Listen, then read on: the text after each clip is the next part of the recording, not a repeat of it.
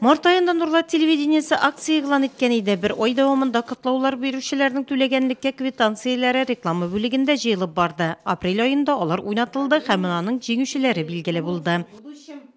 Еш береміз, тырышамыз, потому что сіздің гарантированный доступный кытлады. Бек якын дос, гаиле доступный.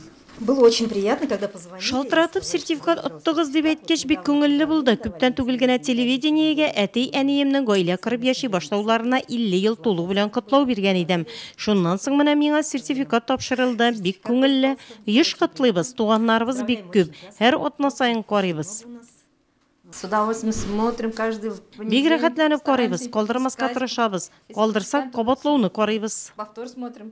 Әлеге акцияда 200 кеше катнашты. Нурлат телевидениесі жетекчиси Резида Гинеева билдиргенче, олга табада мындай акциялар үткәреләчәк. Демәк, тамашачыларыбыздың аларда катнашып җиңү мөмкинлеге булачак дигән сүз бу.